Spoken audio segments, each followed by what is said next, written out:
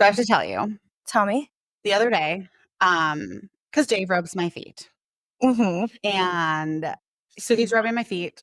And I had told you about praise and that clip of praise that got me kind of going. So as he's rubbing my feet, he's like sitting on the ottoman and I'm sitting on the couch. And he takes my other foot and puts it on his dick because he had listened to that episode. Oh my God. I know. I thought it was so funny. Wow. I know. Wait. So maybe he does want to try some of this stuff. Oh my God, I love that for you. I know. I've never been so excited for somebody in my whole life. Wow. It was super funny. He did get laid because yeah. you're taking an interest in what I do. Oh my God, that's so I'm going to reward you. Absolutely. Yes. Yeah. Pavlov's dog bat. That's a good story. Wasn't that good? Yeah. The only thing that I can think of is really just, I was re-listening to a couple of other episodes, and I think it must have been the 'Tis the Season for Revenge, where I noticed that when you are displeased, you make a noise. What? You do. So now that I'm telling you this, you're gonna go back and listen to it, and you're gonna hear it. You go, It's like, oh my God. very Marge Simpson-esque. Oh my God. And it's so funny. And you really did not like Richard. We didn't even have to talk about it. I could just hear you in the background the whole time. Oh my God. Great. So that's cute. That's awesome. I was thinking, though, when I was going through and re-listening to everything, that I do make weird noises. That it started with the clip that you guys chose when you were telling me about how Chad, or what's his name? What is his name? Which clip? What?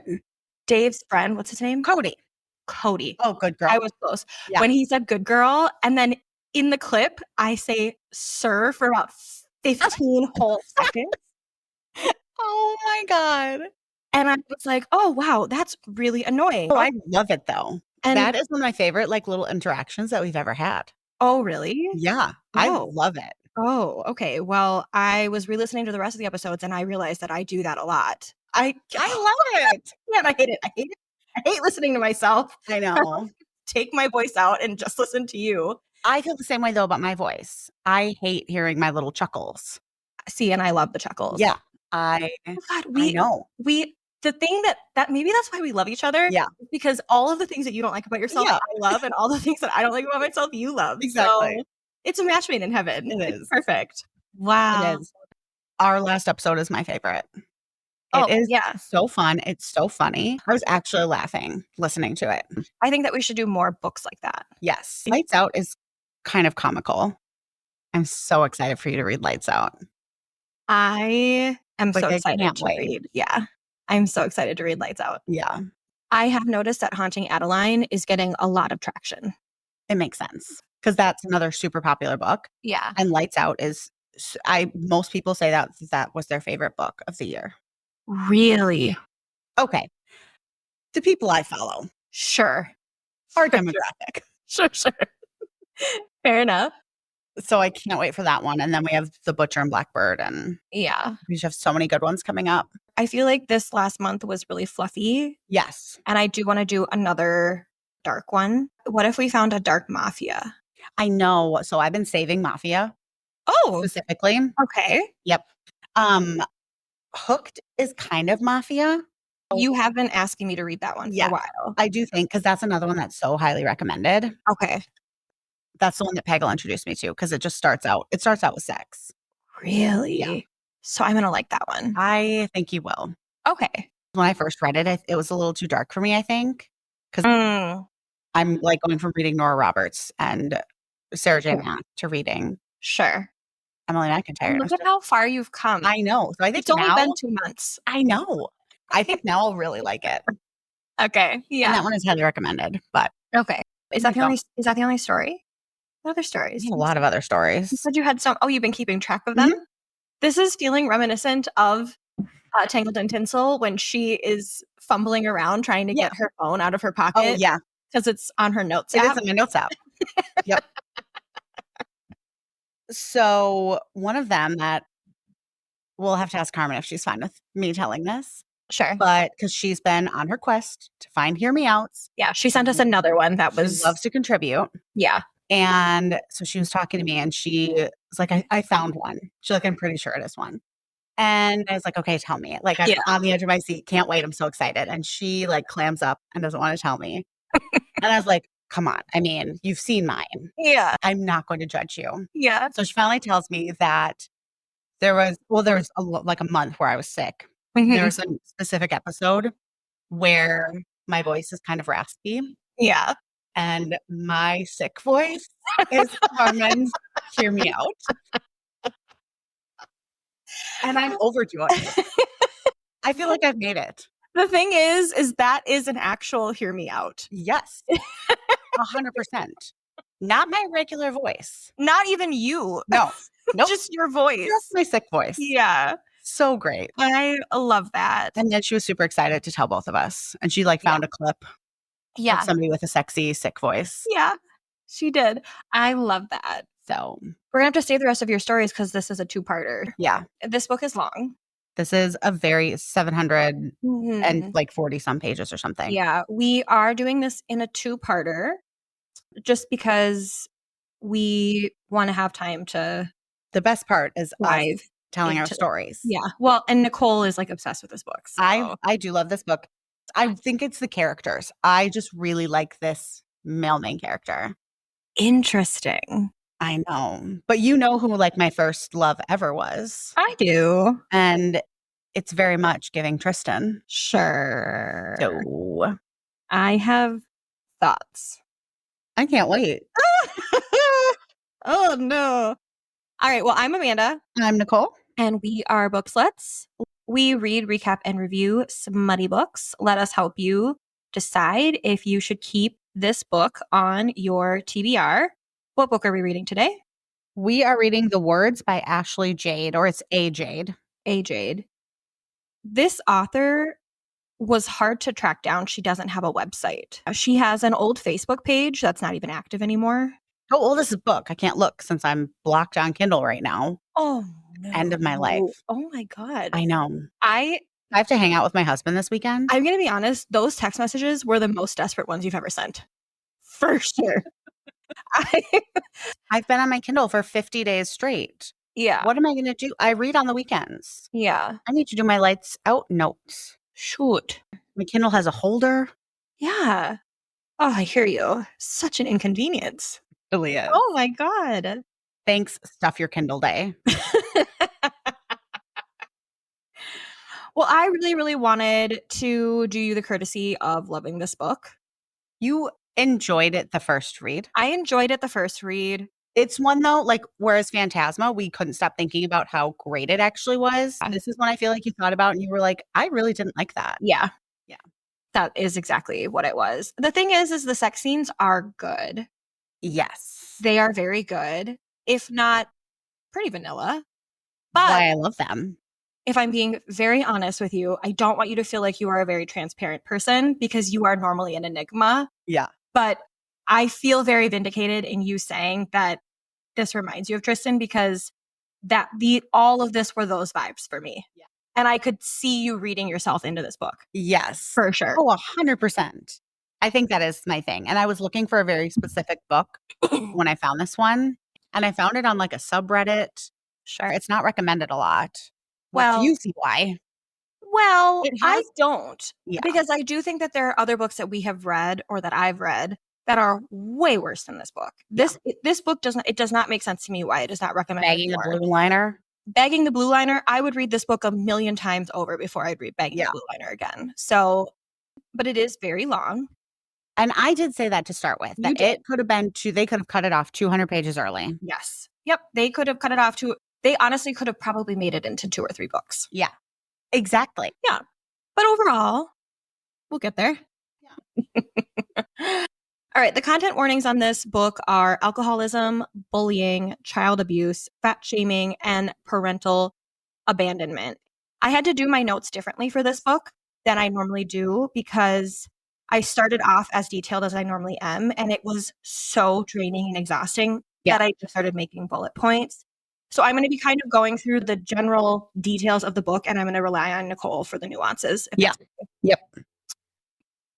We open with Phoenix 4 years prior to our story starting, and we learn that Phoenix is very poor and he lives in a trailer with his father, who is incredibly abusive and an alcoholic. And when we say like abusive, Phoenix talks about being forced to stand in freezing cold showers, having cigarettes put out on him, beaten with a bat, lots of like horrific abuse. Yeah. So prior to this, his mother was sort of the subject of the abuse.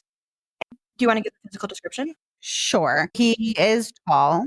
He has dark blonde hair. So Dark blonde. dark blonde hair, Clarification. blue eyes. He has a lip ring.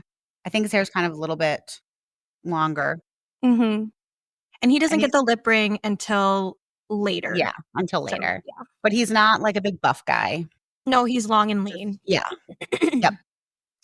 At this point in the book, Phoenix has a secret, which seems like it's written like it's the end of the world, but we get to it pretty quickly. Yeah. So 4 years later, we are sitting with Lennon at breakfast. Lennon is our main female character. And we, I think, are immediately struck by the very contrasting home lives between these two. And I think the author did that on purpose. Lennon's father is a renowned songwriter.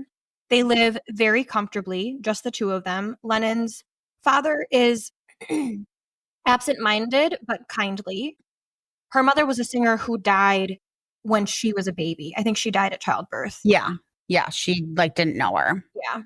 Despite their strikingly different home lives, one thing that they both seem to have in common is that in a lot of ways, they are both kind of adults in their homes. Lennon Yeah. is kind of, her dad is absent-minded, so she's kind of always caring for him and making sure that he keeps track of his schedule and his things. And because Phoenix's father is so abusive, he basically has no part in raising Phoenix. So even though these are two 18-year-olds, they don't read like two 18-year-olds. No. They read in some ways a lot older than that. Yeah. Physical description of Lennon. So she's short. She's like 5'2". She has brown hair. She's plus size. So I think she describes herself as like a size 18 in high 18 to school. 20. Yep. And she has brown eyes. Very curvy girl. Curvy small girl. Yeah. And I think it's important to note that Lennon is very, very aware of her size, and she is frequently picked on it for it. Yeah. She's straight bullied by these girls. And girls are mean. Yes. Yeah. The abuse that she has to deal with from her classmates is honestly, bullying isn't sufficient for describing it. Yeah. Sabrina is one of Lennon's most heinous bullies. So she's the most persistent. She's the loudest about it. I think she finds any reason at all to pick on Lennon.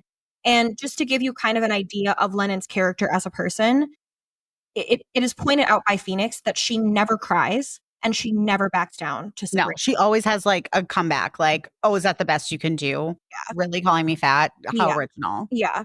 Yeah. So I think you kind of get idea of the fortitude that she has as a person in her ability to withstand the abuse that she receives. She's so outwardly confident, and I do really like that about her because I can relate to that character being like crushed on the inside, but on the outside you come across as very confident and unbothered. Yeah.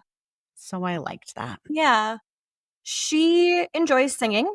She's very smart. She was recently accepted to Dartmouth, and she has a very clear crush on Phoenix right away. Like immediately I would say that this crush, she really almost compares Phoenix to a god Yeah. on multiple occasions. But she's not overly obvious about it. He can tell though. Yeah. Phoenix thinks that she has a crush on him because he thinks everybody has a crush on him. Very true. Not necessarily because of anything that she's doing. Yeah. He is just so arrogant that he believes that because she looks the way that she does, there's no chance that she doesn't have a crush on him. Yeah. So Nicole just shrugged because she disagrees with me. She doesn't think he's arrogant. Oh, I do, but I also that's kind of my type. It would have Oh, been in high school. sure. We have very different types. We do. My type growing up was quiet, but like confident and quiet. Do you know what I'm talking? Do you know the type I'm talking about? Yes, but Yeah. that would never. No. Yeah. I liked loud, and the more it would piss off my parents hate Tristan still. Sure. The more it would piss them off, Yeah. the more I was more likely to be interested. I actually think that tracks so much because Dave, I think, is very loud. Yeah. Like, there have been multiple times where I'm like, wow, Dave he has an opinion and he says it. Yes. There's nothing Super holding it. unapologetic. Yeah. He is, yes. Yeah, for sure. And I've always liked that. I think that my type has stayed the same Yeah. because thinking about it now, this is specific to cis hetero men, but even now, like I think about Azriel. Yeah. Azriel is my type. And Like, I was Cassian, yeah. which tracks. Yes, absolutely. Or Eris, because I have that weird Eris thing, You do. which Yes. 100% tracks. Oh, yes, absolutely. Wow. So right off the bat, I was into this book. I have a note here that says that the way that this is written so far, this felt very high school to me. And I can't tell if the author is doing that on purpose Yeah. or if this is just the way that she writes. And I Sure. think it does get better like later in the book once she grows up. So I'm going to give the author the credit that They she are in high school, wrote this. Yes, exactly. With like the intention of growing the characters up. Yes, exactly. I'm going to give her that. But part of me feels like there's a really good chance that Ashley Jade started writing this book at 16 and didn't finish this masterpiece until she was in her mid 20s. Most of her books are set in high school. She has a full like high school series, Oh, which interesting. I can't get on board with. No, Mm-mm. it's not for me. It's not. No. Honestly, if these two hadn't been written with their background and the home life that they had been, and then when we get to that scene would have made me really uncomfortable. Yeah. Even though they're both 18 at that scene. Sure. So, but it's very wistful. Yeah. The way that she describes him is like, oh, he's so dreamy. But that is 100% how like high school girls think. I know. I wasn't though. I didn't think like that when I was in high school. So I it's hard for did. me to relate to that. If you can picture like little 15-year-old me. Boy I'm crazy. 20. Yeah. I 100% I can see that. Yeah, most definitely. So I relate. Yeah. English is Lennon's best subject, and she is asked by her teacher to help tutor Phoenix, or else he won't graduate. She agrees, but while waiting for Phoenix to show for their first session together, because he's late, Lennon starts humming, which turns into full-blown singing. Now, Lennon has obviously got singing and music in her family background. Her dad is a songwriter for famous musicians. Her mom was a singer, and she has a very distinct voice that we'll learn as we kind of go through this book. It's very, speaking of sultry, Yeah. it's how I imagine I sound when I'm sick and singing aloud in my car, right? That's kind of the way that it gets described. Phoenix walks in with her, and after some back and forth, Phoenix leaves the classroom and goes to the band room where he starts playing the song that she was just singing on the piano. Lennon is shocked, calling it a gift, and he stops singing to tell her he doesn't want her help, but he needs it. And I have a note here again, the theatrics of it all. Yeah. Oh God, the theatrics of it all. I would just like to know if I'm 15 years old, I was living in my car, so maybe I'm not empathetic to this. Yes, you're so different because I feel like this is all very realistic. Yeah. This is why we need video. I know. Nicole Oh, just I'm exasperated. crumpled both of her hands on the table and then shook her head at me like, what are you talking about? I'm sorry. I'm doing my best. No more books that start in high school. But I do, again, like you said, I do feel like this prologue was necessary. Oh, yeah. Phoenix has a band being a very loose term because it literally consists of him and his best friend. who is named Storm. I know. Of course, their names Phoenix and Storm. With those names, how can you not expect them to be in a band together? Oh, for real. They meet and practice out of Storm's grandmother's garage, and there is no love lost on Lennon when Storm finds out that he's being tutored. He tells Phoenix not to fuck his tutor until after he graduates. And when Phoenix says it's Lennon, Storm says, never mind then. And Phoenix thinks to himself, he never fucked that girl. Yep. But again, okay, I was not a super big girl in high school, but the way I was treated for being 20 pounds overweight, Yeah. you would think, Yeah. like, even probably now, these guys would look back and be like, oh my God, she was so fat. And if you see a picture of me, I was not. Yeah. I can relate. Yeah. I was bigger in high school. I think I was like a size 15, 17 in junior sizes when I was in high school. But I also think that we grew up in the 90s and we grew up in the time of like grunge and like that super thin. Yeah, that heroin chic. Heroin chic. Yeah. Yes. Was very in at that time. We've talked about my ass on this podcast before. I have always had an ass. Yeah. Even when I was thin, I've had a bubble butt and it was not cute to have a bubble butt. It was like you wanted to wear those super high-waisted. Do you remember those super high-waisted like Guess jeans? Yeah. That were like super like slim and then after that was the low rise, which I couldn't wear the low rise because my ass was too big for the low rise. The whole thing is just see, and I would have rather that. dramatic. I just had monstrous tits. I was this little thing, and it made me look so much bigger because I'm trying to duct tape them down. Oh no, know. Nicole. I know. Oh my God, that's awful. Well, kids were mean. Girls were mean. Yeah. See, nobody was mean to me. I was a recluse in high school. I literally just wanted to fit in from everybody all the time. I didn't care about fitting in. I just wanted to be as invisible as possible. So I didn't. Yeah. So I just did my best. So you cannot relate to Lennon. Well, we can talk about it here. There is a part, one of the things that I struggle with Lennon, because I've been on both ends of the spectrum. I have been considered a big girl and I've been very, very thin. When I was homeless and living out of my car, I was so small that I could fit into like extra large children's clothing. Yeah. So I have been on both ends of the spectrum. I think one of the things that I don't like about the way that Lennon is written is that she'll talk about it later, but she talks about how food, like how she uses food to fill a void, which is such a fucking fat girl trope. Yeah. I'm not saying that it's not real. I get that it's real. I am currently shopping in the plus size section. I would consider myself mid-size right now. I'm a double XL on top. I'm an extra large on bottom. I eat 3 whole food meals a day. I walk my dog every single morning. I walk my dog every single night. I am still this size. Yeah. And I appreciate sort of having an unhealthy relationship with food. I absolutely have had or have an unhealthy relationship with food to some degree, but I don't like that that is the way that she is written with that as an excuse, because I just feel like you can be fat and just be fat. Yeah. Like you can be like it doesn't necessarily mean that there has to be something wrong with you or you have to be sad to be fat. I don't know. I agree. I do think that's the way this character was written though.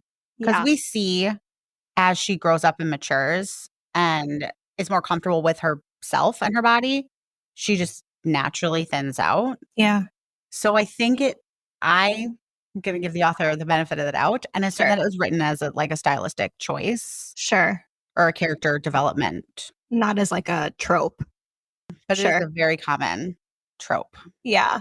I think my mom is like one of the most unhealthy people when it comes to food. She has the most unhealthy relationship. Right after I had my daughter, we were up at the cabin and I had just had my kids are 13 months apart. We were up at the cabin and my mom was like braiding my hair. And while she was braiding my hair, she asked if we were going to have any more kids. And I said, no, I don't think so. And she said, well, there's no excuse for you to carry the baby weight anymore then. My daughter was like legitimately, my daughter was born in May, so she couldn't have been more than 4 months old at that point. Oh my God. And it's like, growing up, we did every single diet you can possibly imagine. We did Atkins, we did Weight Watchers, we did Slim Fast. Do you remember Slim Yeah. Fast? We did Slim Fast. When I was like 13 years old, she would take me to Curves. Do you remember Curves? Yep. Because I've always been heavy, and Yeah. my mom is like, you have to be thin, you have to be thin. And I think, like, to some degree, it kind of almost like desensitized me to my weight, where it was just to the point where it was like, I know that I'm never going to be able to please her. And I went from like 0 to 100 real quick on getting over the fact that I was like heavy. And then I moved out of her house because I wasn't going to put up with her shit anymore. Yeah. Basically. So I do think it's just like a little bit of a different. Did that ruin this book for you? It did not ruin this book for me. Some other things ruin this book for you. Yeah. The thing that I really like about Lennon is, again, I do think that she just like, she perseveres. And I don't think that her dad equipped her to handle tough things. So for her to be able to handle tough things despite that, I think is very impressive. And that's only relevant in a book like this, where we get so much familial backstory. We get a lot of her relationship with her dad. So I think it does give me a little bit more context to liking Lennon. Yeah. What? You're just funny. Why? You think a lot about the books. And I think there's like a word for it. I'm just reading for a good time. Yeah. I'm not thinking too hard into some of these things. Yeah. And you really are. Yeah. And you can tell that you've given these things a lot of thought, and then maybe spiraled a little bit. Yeah. Yeah. Well, I did want to spend a lot of time, speaking of stories, I did want to spend a lot of time being very thoughtful about this book. Yeah. Because Nicole and I recently encountered some fat phobia I really did spiral a little bit. It made me like rage. And I was just thinking about how, speaking of people saying mean things, like, I was just thinking about how blatantly, in a professional working environment, one of my coworkers literally looked at me and made a joke about being wider than I was tall. And when I asked him if he was making a fat joke, how quickly he was willing to say, yes, I am.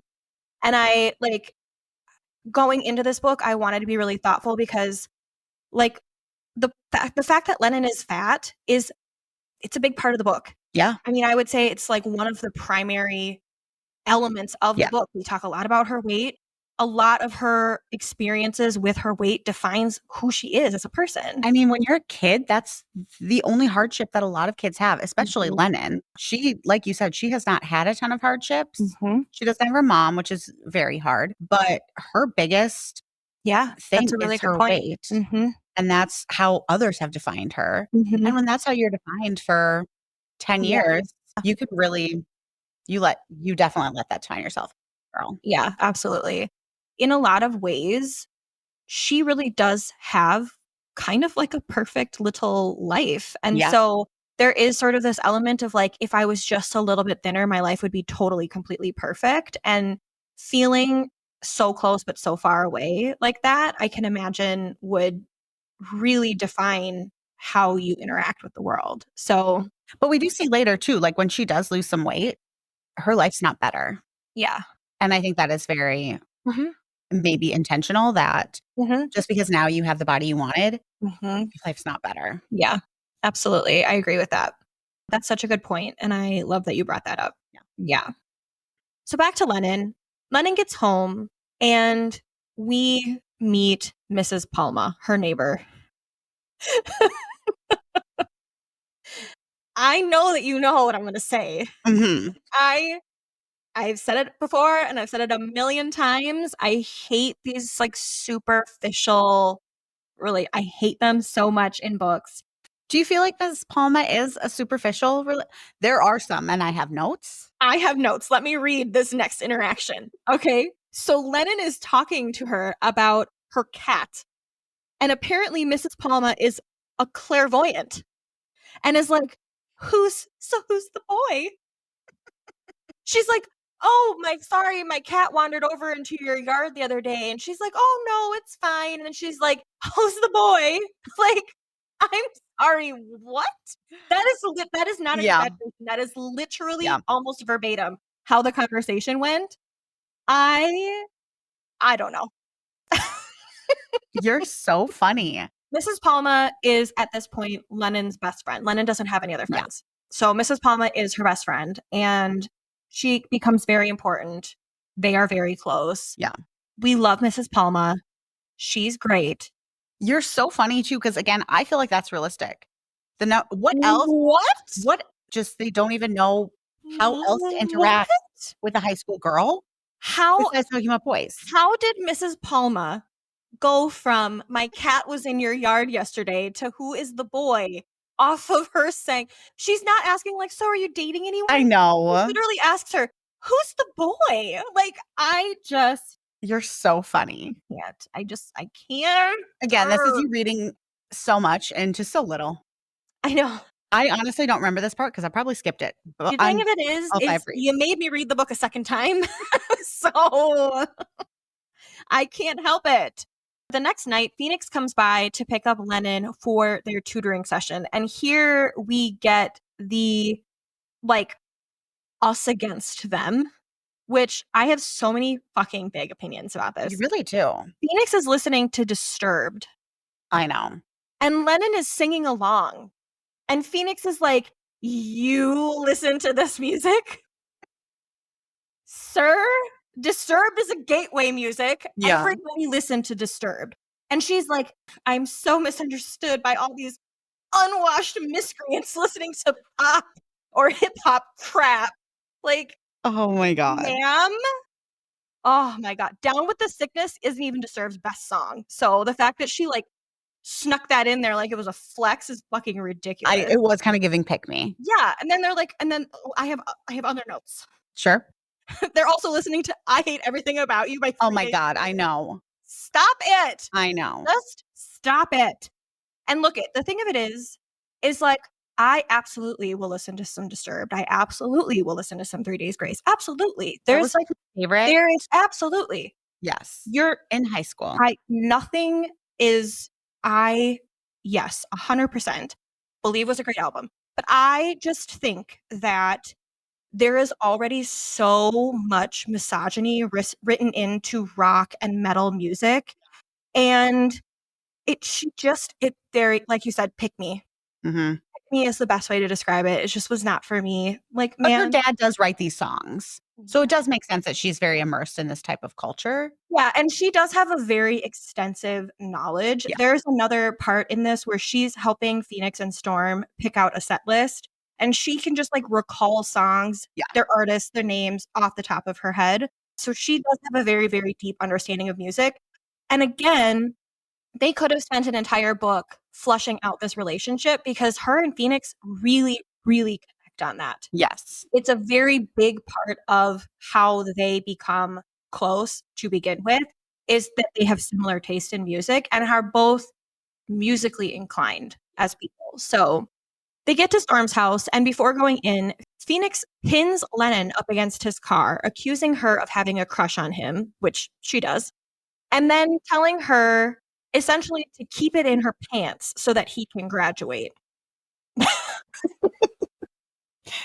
That was arrogant.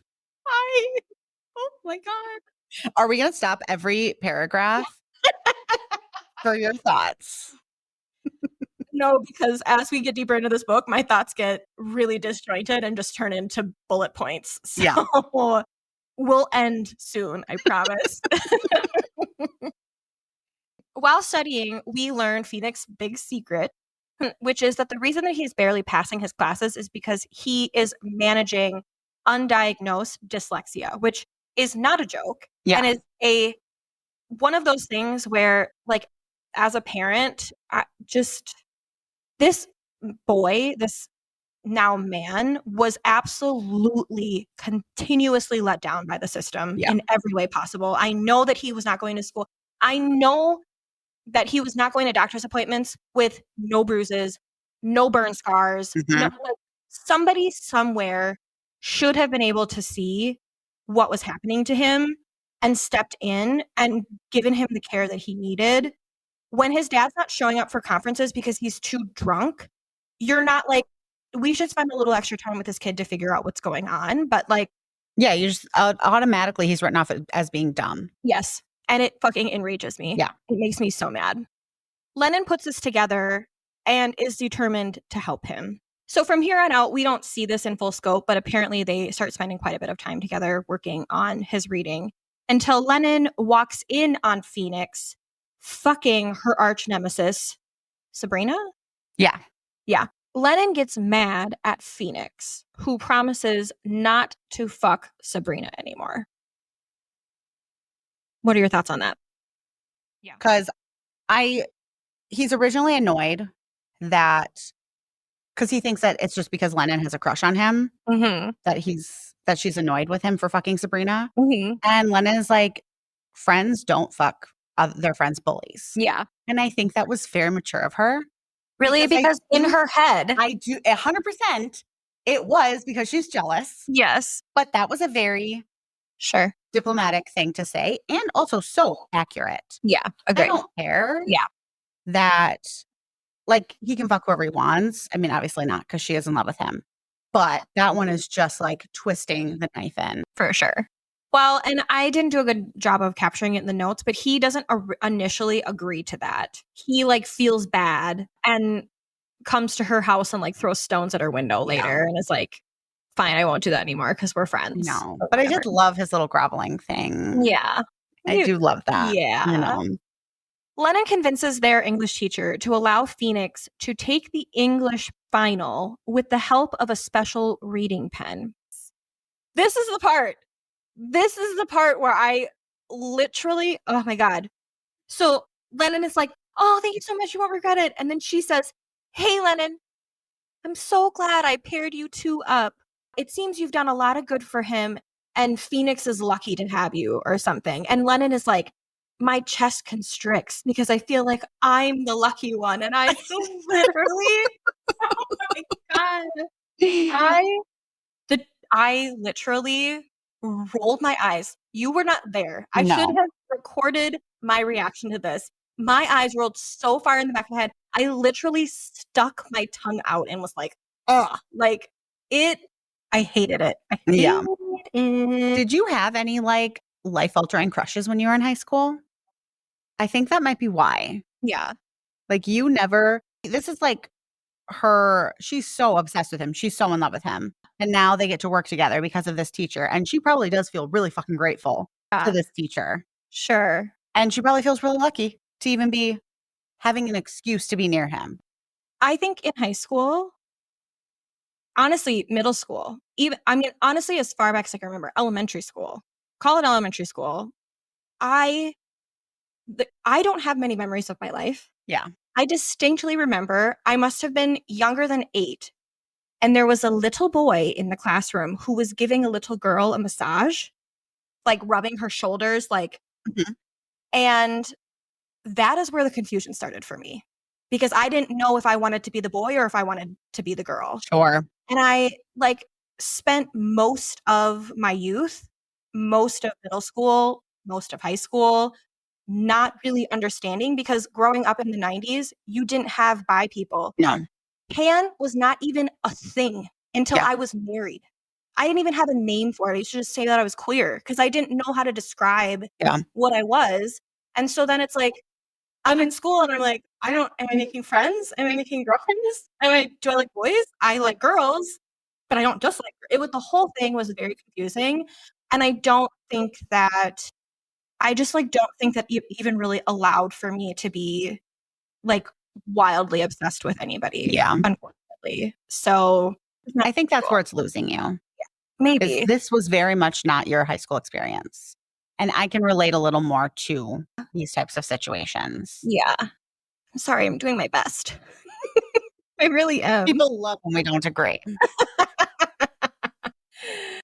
Well, this is where Lennon and Phoenix's relationship really starts to take a turn. Lennon approaches him while he is like macking on one of Sabrina's friends because he's not going to have sex with Sabrina, but he is going to have sex with her friend. And he basically tells this girl to shove off so that he and Lennon can talk. And she tells him the news that the teacher is going to allow this. And he hugs her. And then I have a note here that says Lennon has an aneurysm. Literally. This boy she's been in love with. And this is why you don't like this. No, I was This really is- happy for her. Again, like this is her dream guy. And he's hugging her. Yeah. No, I love that. I do too. Yeah. But that's a really great way to describe it is. An aneurysm. Yes. They go back to Storm's place, and Phoenix makes Lennon play him a song that she wrote. And here is where he starts to develop a little crush, but he isn't willing to admit it to himself or to Storm. To clarify, Phoenix has always had a healthy amount of respect for Lennon. Yeah. Always. So we're not entering into this friendship from a place of disdain on Phoenix's part, which I think is important to make this all feel more plausible. The day comes for Phoenix to take his final exam, and he passes. And while celebrating, his emotions get the better of him, and he kisses Lennon. Realizing what he did, he promptly rushes away, leaving Lennon hanging for 3 days. Yeah. He just straight ignores her. The way she must have felt. Oh my God. Yeah. Because this guy that you like has now kissed the guy you love, has kissed you, and now is just shame spiraling. Oh, 100%. Yeah. And I can recognize with that feeling. She is very like, I did something wrong. Yeah. I was a bad kisser. I'm inexperienced. Phoenix is so experienced. I must have been really bad at it. And the whole thing is awful. It's the day of graduation. And that night, Lennon goes to a end of year party alone. So her and Phoenix have not made up yet. And Sabrina and her friends pull a Carrie, and they pour pig slop onto Lennon and then circle her, making winking at her noises. It's fucking disgusting. Yeah. And again, I don't think that bullying fully quantifies. No. No. Carrie had it right. Carrie had it right. Yes, honestly. Phoenix was not at the party. He slept through the party. And he gets a call from Storm, who has collected Lennon in his truck. She is in shock. And he is basically calling Phoenix to figure out what he should do with her, which I also thought was very interesting because I don't know. I think Storm and Phoenix are such good friends. Yeah. I think it says a lot about how Storm knows that Phoenix feels about Lennon, even though Phoenix isn't willing to admit it to himself. And this is where we would have benefited from this being longer because, I was like, Phoenix is talking about her. Yeah. He and Storm are having conversations, and she's coming up in the way of talk about her. Yes. In the way of like, oh yeah, I was just talking to Lennon about that. Or I was thinking we should do something like this because I know that Lennon was talking about how she really like it's coming up in that kind of way when they're having general conversations. It's very clear to Storm throughout this entire book how Phoenix feels about her, for sure. I love Storm. I love Storm. Storm is... he's just sexy. Oh my God, yes. And oh my God, the handcuffs and the the body strapping devices. Oh, yes. Call me. Phoenix decides to rush over to the party where he picks her up, and he takes her back to Gran's house to get cleaned up, and she starts to cry. And again, just speaking to Lennon's trauma here, she says something like, as if having pig slap poured on me wasn't humiliating enough, now he's going to see me cry, which is like, my God, babe, cry. I know. Cry. Like, that's not humiliating. Just cry. It's not humiliating unless you're friends with Nicole, because then Nicole brings it up. But it was just, oh my God. I was like, that of all of the things to compare that to, like that she would categorize crying in front of these people as the same amount of humiliation as having pig slop thrown on her, just says a lot about how much internalized trauma that she's been experiencing. Yeah. He comforts her, and they decide to get drunk and play Never Have I Ever, which apparently Phoenix had never played before, which is so bizarre. I know. The game eventually turns into Truth or Dare, and they end up in Phoenix's car in front of his trailer. So Lennon, as part of her sort of experience with her body, she does this thing where she writes on her body in permanent marker all of the mean things that people say to her. And while she was changing, Phoenix walked in to get her like a towel or some clothes or something and saw them on her and didn't know what they were. So he thought it was a tattoo. So his dare to her is show me your tattoos. And he sees what she's written on herself. And then she's like, show me where you live.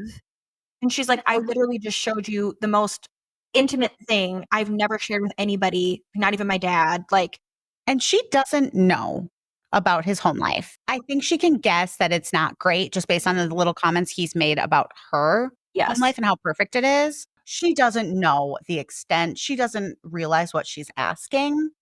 And they get there and he's like, are you happy now, princess? And she's like, I didn't ask to do this so that I could like reside in my white tower over you. I did it because I wanted to get to know you more closely.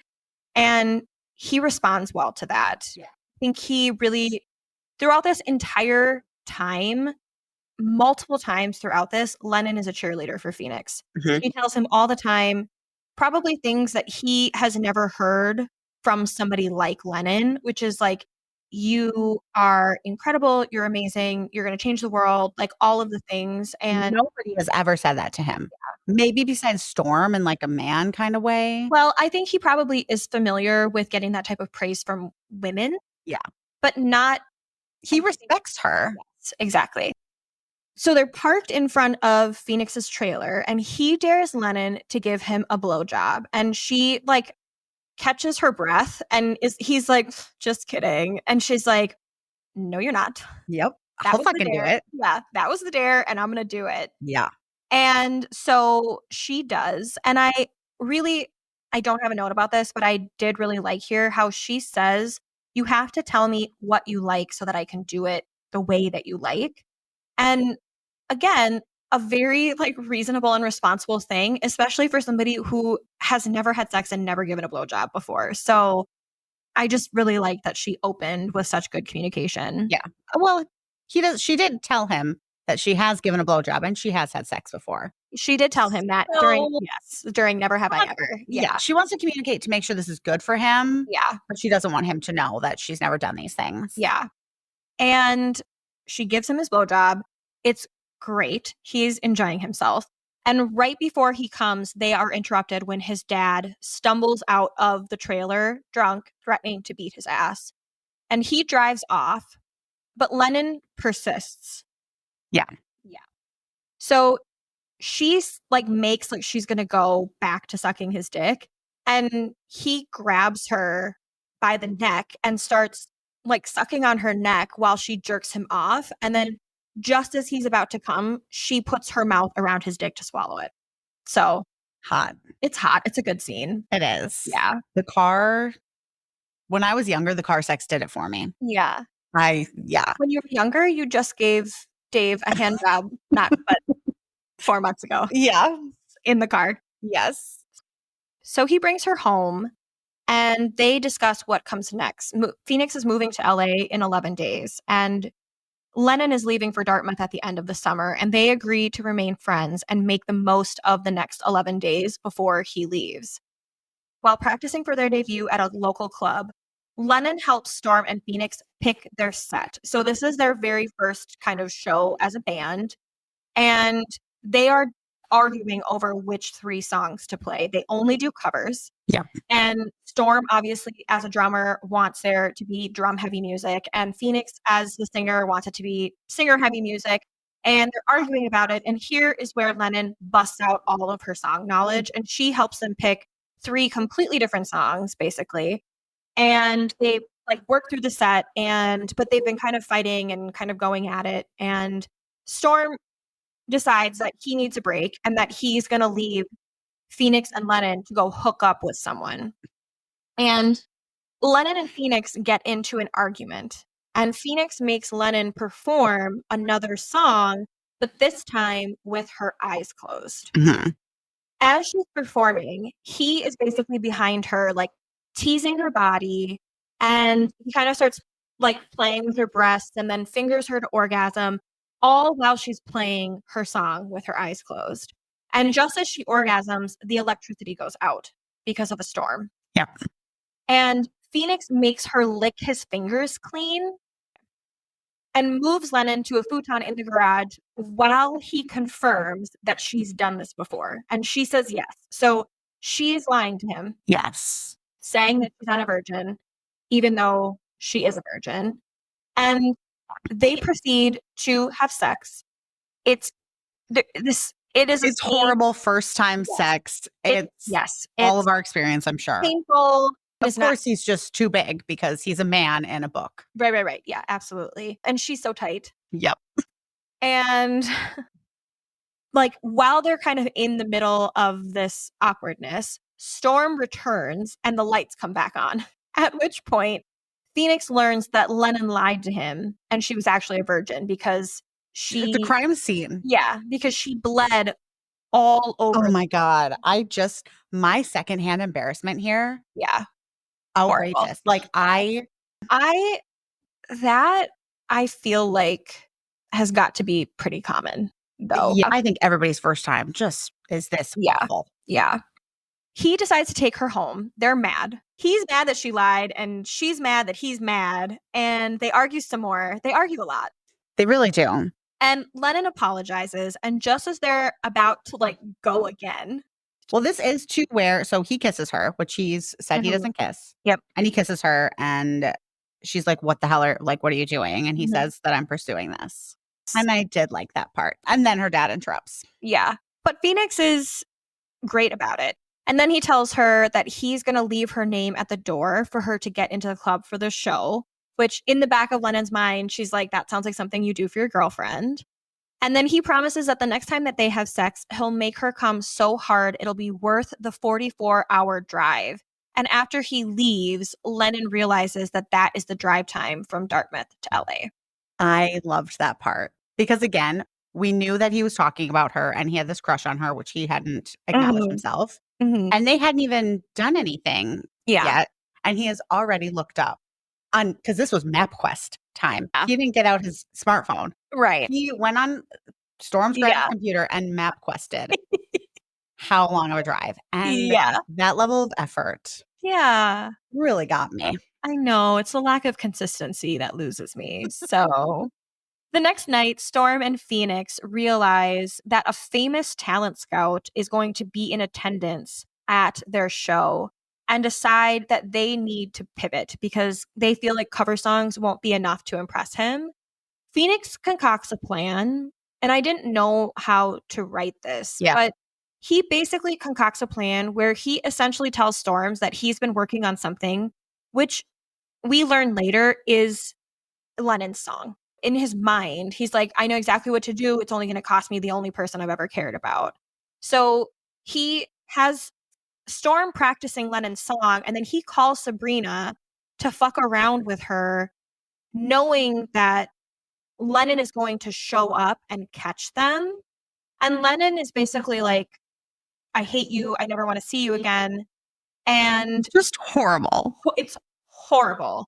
And then 4 months later, she hears Phoenix singing her song on the radio. Yeah. And it was awful. Yeah.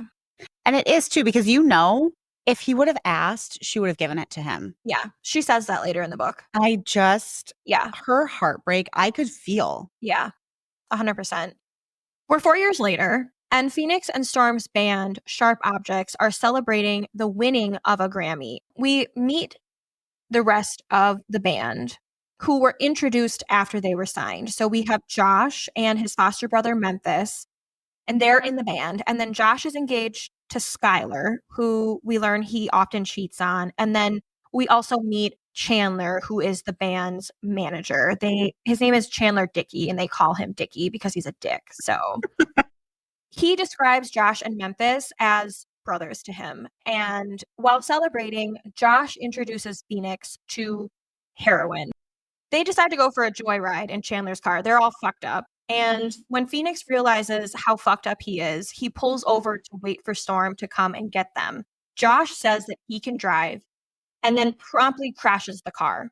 And Phoenix comes to, and we really just kind of get a really horrible scene. Josh initially is alive and then dies right in front of him. And then we learn that there was another car involved and that everyone in the other car are also dead as well. So Phoenix was the only survivor of the crash. It's really, really horrific. Yeah. 3 months later, and Phoenix is in full-blown free fall. After an incident at a hotel where he had sex with a groupie on the hotel bar, his publicist quits, is replaced by Josh's widow, Skylar, who apparently has always wanted to be in PR. And we learn that he's blown through 10 sober companions on their 2-month tour. Because he can't stop having sex with them. Yeah. Well, all the men want to be friends with him, and all the women want to fuck him. So Storm, love him, Yep. comes up with an idea to find someone who hates Phoenix. And this is really where the story starts. Yes. Yep. So things have changed for Lennon since we left off 4 years ago. She had gone to college. She lost some weight. She got a boyfriend and had to quit college to go home and take care of her father after he was diagnosed with early onset dementia, and is now working as a bartender at a gentleman's club. And she's struggling financially because she's paying for all of the expenses of the home as well as all of her father's expenses because she didn't want to put him in a home. And she's caring for him, which is a lot of work. And I think we talked about this because she says here that she gets down to a 10-12. Mm-hmm. And my toxic trait is that I don't think 10-12 is that big. I'm a 10-12. I know. So I throughout this whole book, she's basically, she still is called fat from here on out. She's still considered a fat girl from here on out. And I was just kind of I don't. Well, I mean, a coworker did call you fat, so. I know, but I just don't. I agree. It's just the whole time I was is that? I know. I know. She is approached at work by Chandler and offered the job to watch Phoenix and make sure that he stays sober. And she declines and only gives in a few days later after Mrs. Palma offers to care for her dad. And she is able to negotiate a $350,000 salary for the job. It's only 2 months that she has to stay. That's worth it. 100%. Yeah. Honestly, I would not have had the fortitude to turn down the 100K. I would not have either. I would have taken that. No. For 2 months of work. Yeah. She arrives in California just as the band is leaving for tour. And the rules are she needs to keep Phoenix out of trouble and out of the media. And she cannot have sex with Phoenix. She doesn't get paid until the 2-month tour is over and she has been successful at keeping him in line. I think it's kind of a dumb rule. I get keep him sober, keep him in line. Mm-hmm. Doesn't matter if you have sex with him.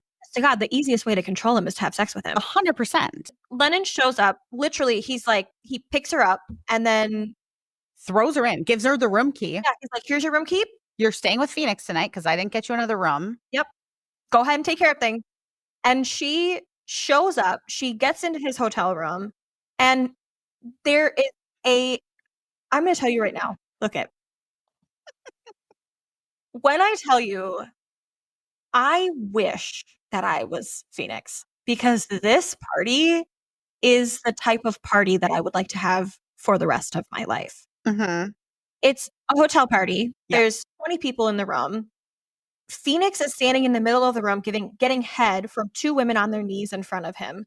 And then there's a woman with Coke, lines of Coke on her breast that there's a small line waiting to take their hit off of her. Oh my God. Off of her chest. And the whole thing just sounds like a good fucking time. It really does. I'm sure that there were people probably having sex on the corners of the room. Yeah. She kicks everybody out and brings Phoenix to bed where she handcuffs him. He doesn't recognize her. Yeah. Under the guise that she's going to have sex with him. Yeah. He has no idea who she is. He thinks she looks familiar and says, "Oh, have I fucked you before?" Yeah. Yep. Yeah. I would be raging. But the thing of it is like, I love that he is so attracted to her. Like, he doesn't need Yeah. another person. And she's like, we can only do this if we make it a little bit more private. And he's like, fucking worth it. Like, Yeah. everybody get the fuck out of here. And he doesn't even recognize her. So I love that he's already so attracted to her. Like, it's lovely. Yeah. The next morning, to his dismay, he learns that Lennon is not here to make nice. So he wakes up, handcuffed to the bed, realizes that it was Lennon the night before, is honestly probably speechless because she looks hot. Yeah. And he's like thinking to himself, like, he's fucking cute or something. Uh-huh. And Lennon comes over and like whispers in his ear and is like, I'm here to tear you down. And the banter starts. Mhm. They're like little arguing, but she leaves him handcuffed to the bed until their show that night. Yeah. So I do love this part, and I have to say it because I love a possessive man. yeah. But she meets like Memphis and Mhm. catches up with Storm here. Yep. And Phoenix notices Memphis blatantly checking her out, and he is irate, Yeah. just spiraling like, you have the audacity to fucking check out my Yeah. girl. Yeah. And I love that. It really is great. Yeah. Yeah. That's what makes this book for me, I think, is all of this, like, the way he just like pines after her and is yearning for her. And that is for me. Yeah. Yeah. Oh, Mhm. cute. I love that for you. She has a private conversation with Storm where she discloses to him all the things that are happening with her dad and the fact that she was working at this gentleman's club. So at their concert that night, Phoenix is unable to perform the song that he stole from Lennon. So this is the band's most popular song, and he normally ends the night with it. And he can't sing it because the guilt is there. He can't perform this song knowing that she is fucking him from the shadows. And I love this power dynamic too, because he's like this big famous rock star and she still holds all of this power over him. Yeah. And I'm obsessed with it. Here is where Lennon strikes up a friendship with a new band member, George, who is replacing Josh. It's giving me this love triangle that I also love. Sure. This book has Sure. everything I love. It has the plus size female main character. Mm-hmm. It has a sexy musician, tattooed Mm-hmm. male character. Mm-hmm. There is yearning, Mm-hmm. jealousy, possessiveness, Mm-hmm. hot sex Mm-hmm. for me. Mm-hmm. And then this little rivalry. Yeah. Phoenix starts to attempt here to get Lennon fired. So he starts by screaming at Chandler to fire her, which Chandler is like, no can do, buddy. And then he decides that he's going to sneak out of a green room in Vegas and takes a drunken swim in the Bellagio fountains, which there are so many things wrong with that because that fountain is fucking filthy. It is so gross. You are so lucky. You should get a tetanus shot, honestly. He only agrees to return to the hotel in exchange for a kiss from Lennon. We learn later why this is such a special thing Yeah. that he asks her for here. But right now, I was just like, oh my God, this fucking guy. Like, I know. And then later on, we get some more context. And it honestly, it like breaks my heart a little bit that he was this fucked up and asked it from her. So the next morning, Storm shares that Lennon's been working at a gentleman's club with Phoenix. And Phoenix decides to go to bat for her when Chandler tries to fire her for a stunt at the Bellagio. And so she gets another chance to fulfill her contract. They call a truce. But it's clear that Phoenix wants more from Lennon, who is resistant and angry. And she and George start to get cozy, much to Phoenix's chagrin. And their truce is ruined when Phoenix discovers the hidden phone recording their conversation as Lennon is trying to seduce him into admitting that she stole her song. Yeah. Something you would do. Yes, 100%. If I'm out for revenge, I'm going to figure out a way to get it. Yeah. We had a little bit of a revenge conversation the other day. Mm-hmm. Revenge is just not for me. Just don't have the patience or the fortitude for it. When I know you do. need something, I know. I can have so much patience. I I can wait my whole fucking life. Oh my God. I'm never gonna Finally piss get I'm revenge. never gonna piss you off. I know. Oh my God, that's It terrifying. needs to be bad though. Sure. Yeah. And I just think like I am very tolerant. Once you've broken my tolerance, it's basically like you don't even exist anymore. It's Mm, just you just are cut off. So I just don't have the patience for it. yeah, But it's good to know that you do. I do. So if you ever I do know have that's what I was someone, thinking. I know that's what I was thinking. I don't ever Like let them go. I basically know a hit woman. Yeah. Phoenix and Lennon continue their torture of one another. One night, while Phoenix brings two girls back to his hotel room, Lennon, in retaliation, decides that she's going to bring George back to hers. And they're supposed to be like watching a movie, but they don't. They sit up all night gabbing like girlfriends, and nothing happens. But then she sends George home when she starts hearing Phoenix on the other side of her hotel room wall having sex with these women. And so to make him jealous, she like slams her Yeah. headboard against the wall and starts making noises of her own. And then she goes to bed, Yeah. thinking nothing of it. And she wakes up handcuffed to her bed with one of the girls that Phoenix brought home that night eating her out while Phoenix smokes a goddamn cigarette and watches from the corner. I know. I It is, it's sexy. it, this is a really good scene. It is. Yeah. So, seeing an opportunity to kind of get to Phoenix, Lennon decides to encourage the woman to continue. So, Lennon decides that she's going to lean into this whole thing and like enjoy herself in hopes of making Phoenix jealous. And Phoenix is a fucking rock star. So, he's not Yeah. feeling jealous. He's feeling like, fuck yeah, this is hot. He's so turned on. He is. So, he starts to stroke himself. Just as Lennon is about to come, he instructs the woman to stop. The woman does. And then she comes over and sits and kneels in front of him so that he can come on her face. Yep. And Lennon's pissed because she was so close So close. and Yeah. then rips it away. He was so turned on this whole scene. Yeah. I was turned on. Yeah. Just like him touching himself. She says, like, I don't even care that it's a woman making me come. And then Phoenix comes over and he starts to kind of go down on Lennon, but he is being very rough. So he is like biting her and like sucking aggressively in between her legs, leaving a bunch of marks. She says branding her is how she describes it. And then he leaves her there handcuffed to the bed. Yep. Doesn't let her come. Nope. Gets her again close. Yep. And then leaves her. Yep. And I don't like that. I don't like that. If you're going to edge me, that's fine, but I want to come eventually. I know. The lines between Lennon and Phoenix start to blur here because while sleeping one night, Lennon hears Phoenix having a bad dream from her room. And she goes over to thinking that he's having sex. So she's trying to control him and realizes what's happening. And she comforts him. I wasn't going to put this in here, but I did because we just talked about this. Yeah. So in between this and the next thing that we talk about, George and Lennon have a little moment. And You had to talk about this. It's so necessary. George asks Lennon if he can kiss her. And the whole it's so Nicole's face I hate it. Distraught.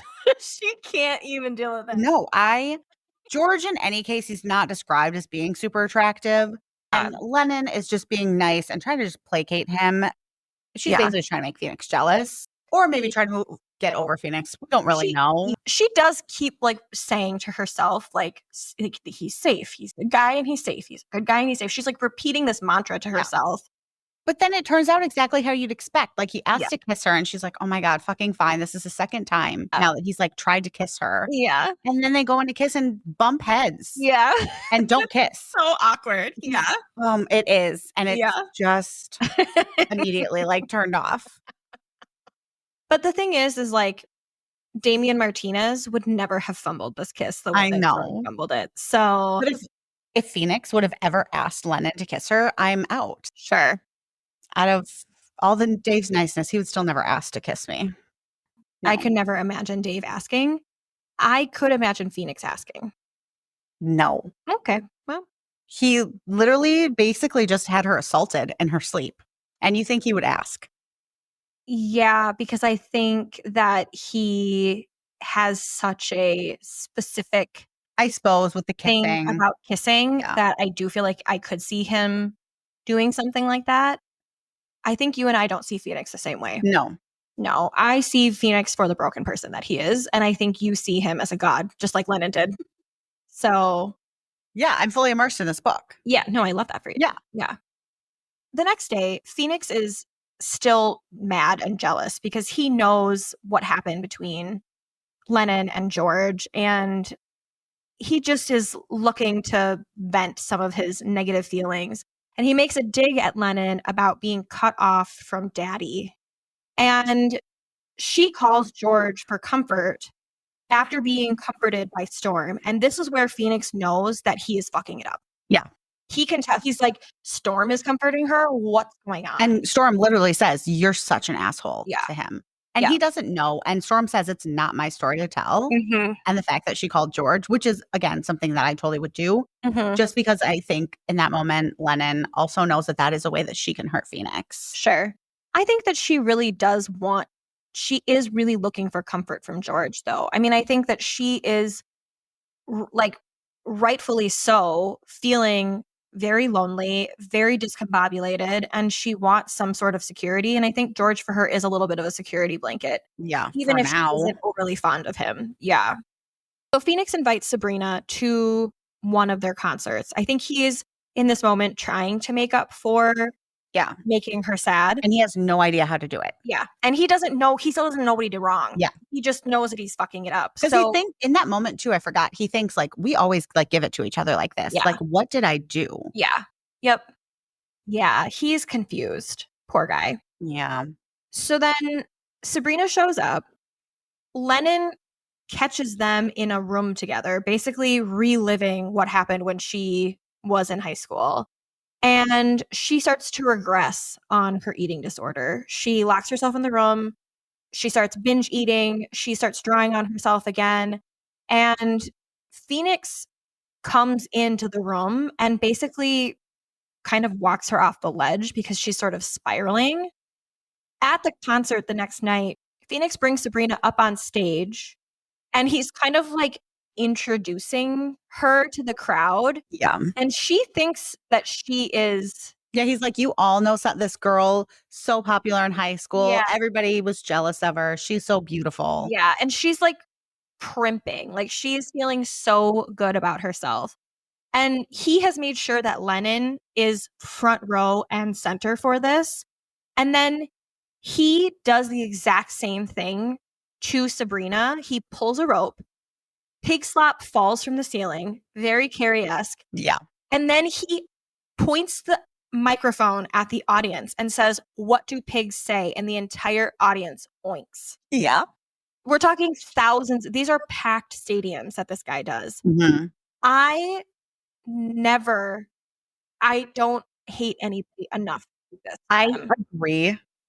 And even Lennon, like, she didn't see this as any type of like retribution or anything. She didn't feel like this made it better. Mhm. It was bad. Yeah. It was not my version. It's so interesting too because some of these books I'll be like, yes, he's gonna kill for me. But don't embarrass But me. don't embarrass somebody terribly and make the audience oink at them. I don't. Yeah, it's this is a this is a polarizing genre. Okay. Yes.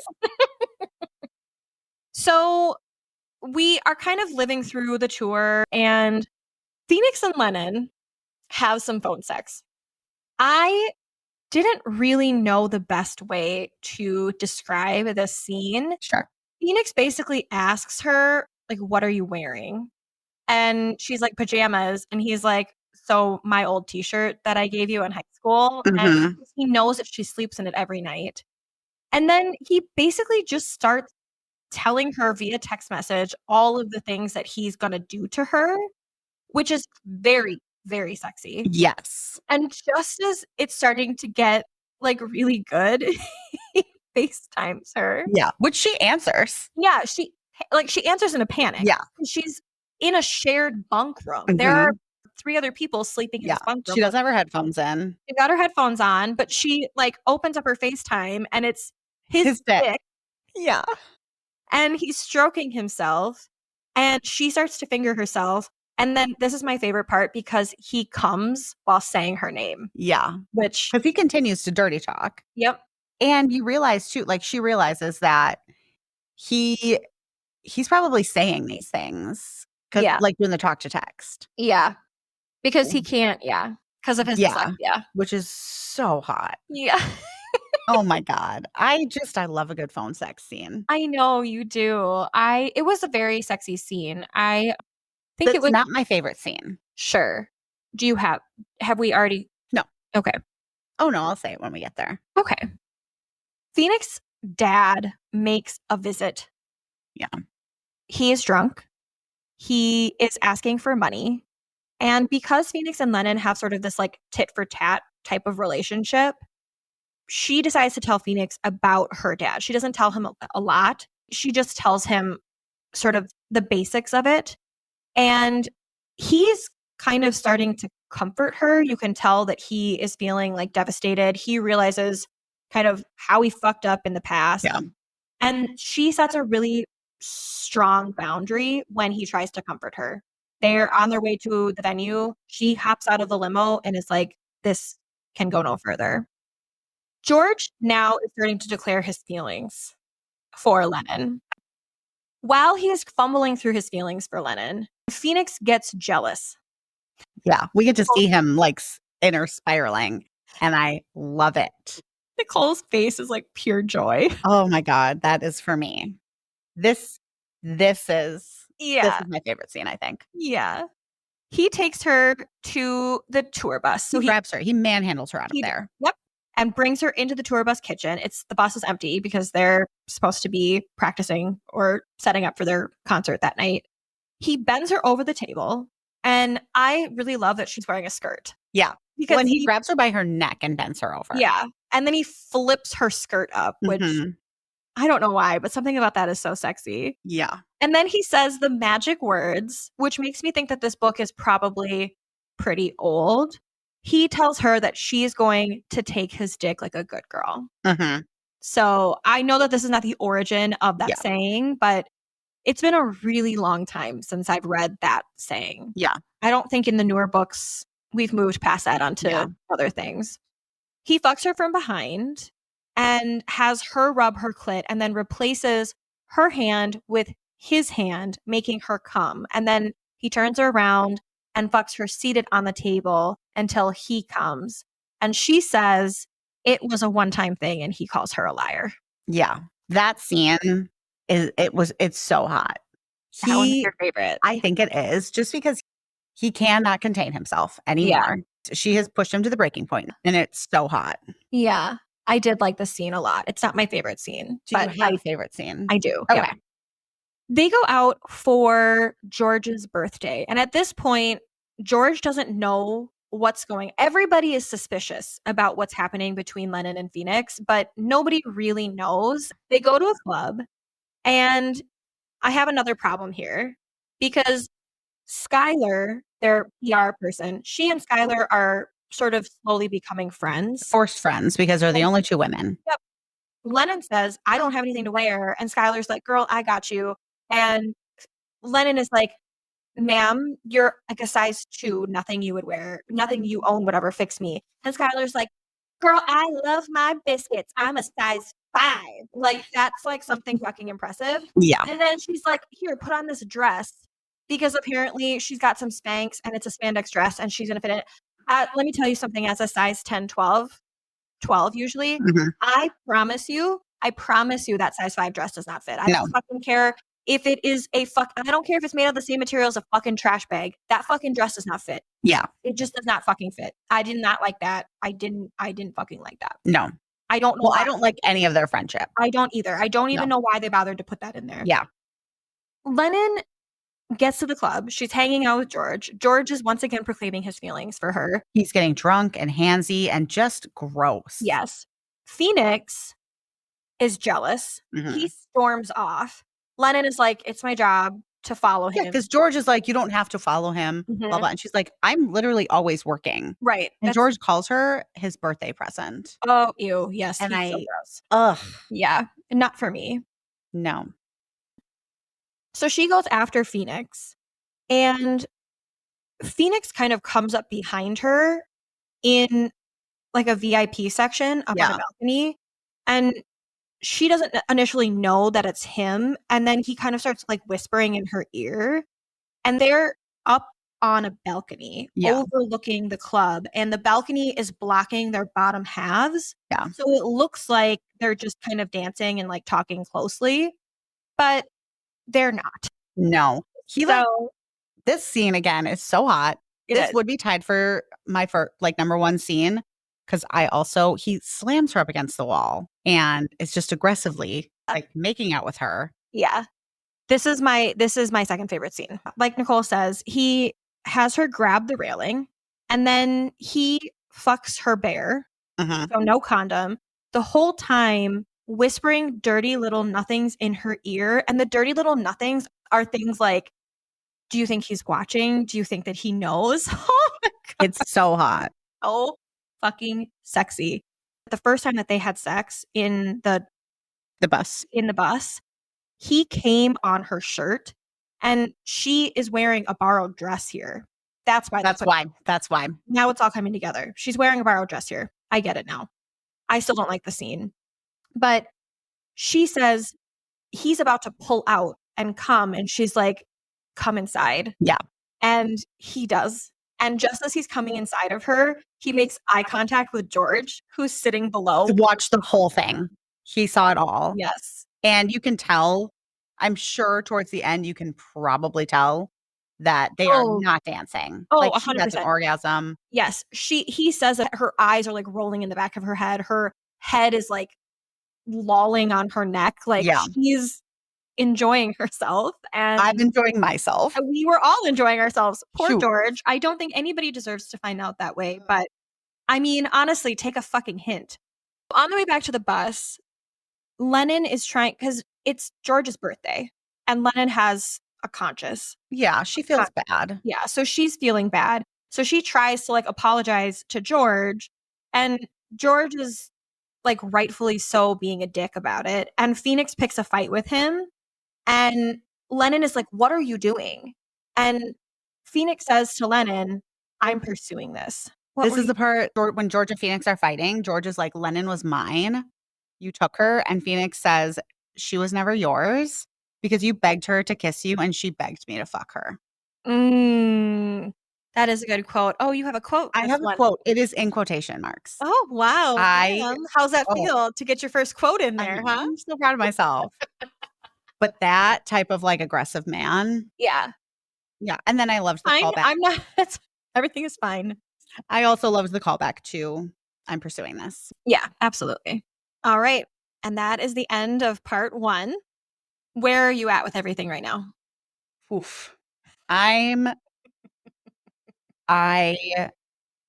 still gather inspiration from this book.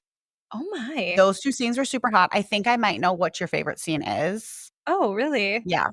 But I actually would like to hear your prediction. What do you think it is? I think it's the one in the back of the bus later.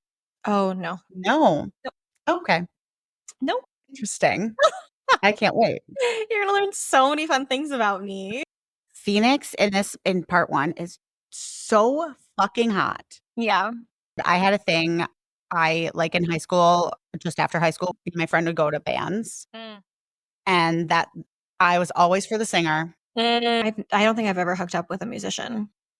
I have. I've hooked up with a couple. Oh, I'm so disappointed you never got to hook up with a musician. I think, honestly, that was very strategic because every single musician that I've ever met has been incredibly full of themselves, and it's just not my thing. I just don't like...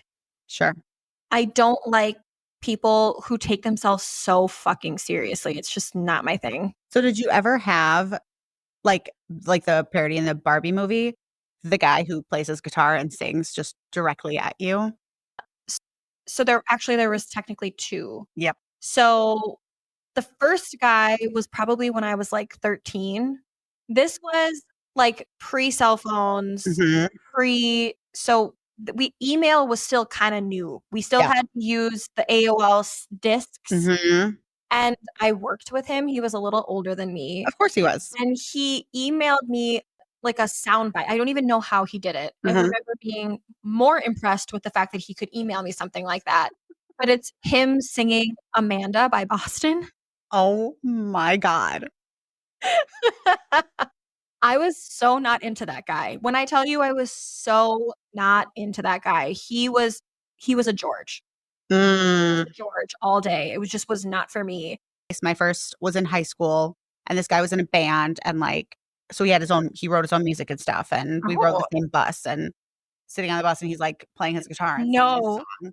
Just stare my sisters are like, "He was staring at you." I know.